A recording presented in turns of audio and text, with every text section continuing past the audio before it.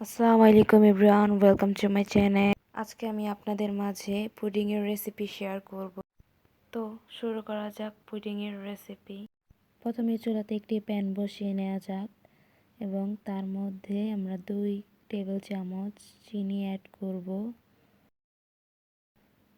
এবং এর সাথে 2 টেবিল চামচ পানি অ্যাড করে নেব। চিনির সাথে পানিটা ভালো করে মিক্স করে নেব। এই সময় চুলার আঁচ একদম কমানো যাবে না, মিডিয়াম আঁচে রাখতে হবে। যদি চুলার আঁচ অল্প থাকে তাহলে ক্যারামেল হতে অনেক দেরি হবে এবং কালারটা আসতেও দেরি হবে, তাই চুলার আঁচ মাঝামাঝি রাখাই ভালো। 1 মিনিটের মতো মিশ্রণটাকে ভালো করে নাড়াচাড়া করুন। দেখবেন আস্তে আস্তে এর কালার চলে এসেছে। যখন এরকম কালার চলে আসবে তখন বুঝতে হবে ক্যারামেলটি তৈরি হয়ে গেছে। বেশিক্ষণ চুলার আঁচে রাখা যাবে না, তাহলে ক্যারামেলটি পুড়ে যাবে, তাই জাল নিভিয়ে দিতে হবে। এখন এটি সেট করে নেওয়ার পালা।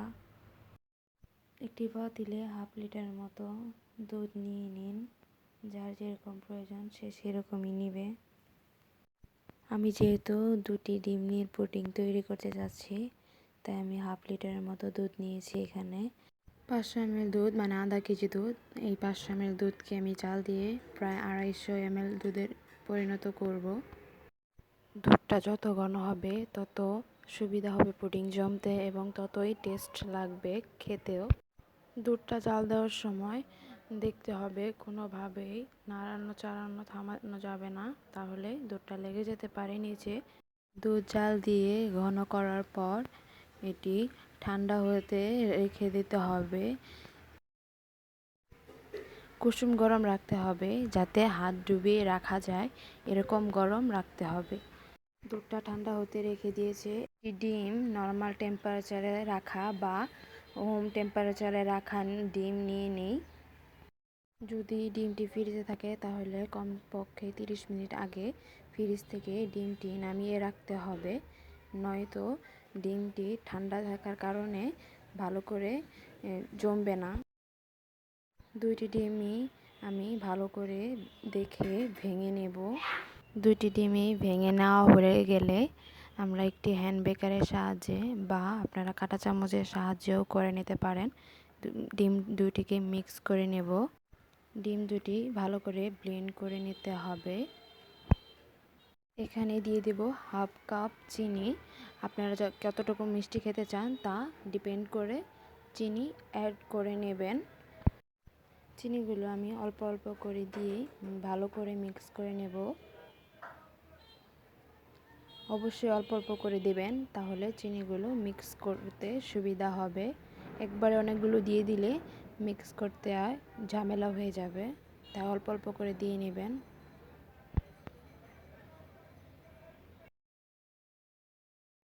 যতক্ষণ পর্যন্ত চিনিগুলো ভালো করে মিক্স না হয়ে যাচ্ছে ততক্ষণ পর্যন্ত নেড়ে চেড়ে ভালো করে চিনিগুলোকে মিক্স করে নিতে হবে।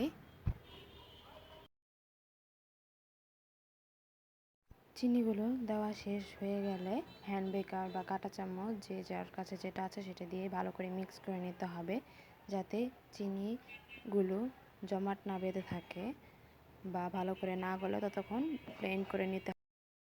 এর মধ্যে এখন ভ্যানিলা এসেন্স থাকলে ভ্যানিলা এসেন্স বা না থাকলে 1 চামচ লেবুর রস আপনারা অ্যাড করে নিতে পারেন, তাহলে আর ডিমের স্মেল আসবে না। যদি ঘরে ভ্যানিলা এসেন্স থাকে তাহলে ভ্যানিলা এসেন্স ইউজ করবেন, লেবুর রস ইউজ করার দরকার নেই। আর যদি না থাকে সেই ক্ষেত্রে আপনি ব্যবহার করতে পারেন। এখন এর মধ্যে আগে থেকেই জাল করে রাখা, তখন যে দেখালাম সেই দুধগুলো রুম টেম্পারেচারে হয়ে গেছে। এখন মিক্স করে নেব অল্প অল্প করে এবং সম্পূর্ণটা মিক্স করে নেব। প্রায় 1.5 কাপের মতো দুধ হয়েছে এখানে। দুধটা অবশ্যই ঘন করে নিতে হবে, তাহলে দুধটা জমতে সুবিধা হবে ডিমের সাথে। অবশ্যই রুম টেম্পারেচারে হতে হবে দুধ, নয়তো দুধটা ডিমের সাথে দিলে ফেটে যাবে বেশি গরম থাকলে। এই ক্ষেত্রে সাবধান থাকতে হবে, অবশ্যই দেখতে হবে যাতে ভালো করে মিক্স হয়ে যায়। কোনোভাবেই যাতে কোনো কিছু জমে না থাকে, তাই ভালো করে নেড়ে চেড়ে মিক্স করে নেন। অতি সাবধানতার সাথে ভালো করে মিক্স করে নেবেন। ক্যারামেলের পাত্রটি ভালো করে সেট হতে হবে। ক্যারামেলটি যেই পাত্রে সেট করে নিয়েছেন, এখন সেই পাত্রে একটি ছাঁকনির সাহায্যে সম্পূর্ণ ডিম ও দুধের মিশ্রণটি ঢেলে দেন। তবে সাবধানতার সাথে ঢালতে হবে, কোনোভাবেই যাতে লাঞ্চ না থাকে সেটা দেখতে হবে। মিশ্রণটি ভালো করে ঢেলে নিতে হবে, ছাঁকনির সাহায্যে ঢালতে হবে, তাহলে যদি কোনো লাঞ্চ থাকে তা ছাঁকনির মাঝে থেকে যাবে। ভালো করে দুধটা ছেঁকে নিতে হবে।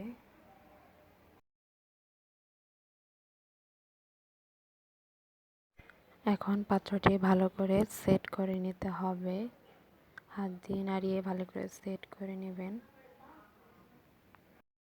এখন একটি ঢাকনার সাহায্যে ঢেকে দিতে হবে, যদি ঢাকনা না থাকে তাহলে ফয়েল পেপার দিয়ে ঢেকে দিবেন। এখন একটি প্যান বসিয়ে নেই এবং এতে পানি অ্যাড করে নেব এবং উপরে একটি স্ট্যান্ড বসিয়ে নেব। আপনারা চাইলে তোয়াল বা টিস্যু পেপার বিছিয়েও নিতে পারেন, তাহলে নড়বে না। এবং এর উপর সুন্দর করে বাটিটা বসিয়ে দেব। পানি বাটির মাঝ বরাবর পর্যন্ত দিতে হবে এবং ঢাকনা দিয়ে ঢেকে দিতে হবে। ঢাকনাতে যদি কোনো ছিদ্র থাকে তাহলে তা বন্ধ করে দিতে হবে, যাতে হাওয়া না বেরিয়ে যায়। এই দিকে খেয়াল রাখতে হবে, নয়তো কি সুন্দর করে বেক হবে না। 30 মিনিটের মতো বেক করে নিতে হবে চুলাতে। তারপরে কি টুথপিক দিয়ে দেখে টুথপিকের সাথে কোনো কিছু উঠে আসে কিনা, কিন্তু দেখেন কোনো কিছু উঠে আসছে না। তারপর ফ্রিজে রেখে নেবেন 1 থেকে 1.5 ঘন্টা। দেখতেই পাচ্ছেন কতটা সুন্দর ও স্মুথ হয়েছে এবং কতটা সফট হয়েছে এবং পারফেক্টলি পুডিংটা তৈরি হয়েছে। এটা আমার ফার্স্ট এক্সপেরিমেন্ট বলতে পারেন, কারণ আমি এই প্রথম এই পুডিং তৈরি করেছি, এর আগে কখনো তৈরি করা হয়নি। সবাইকে ধন্যবাদ।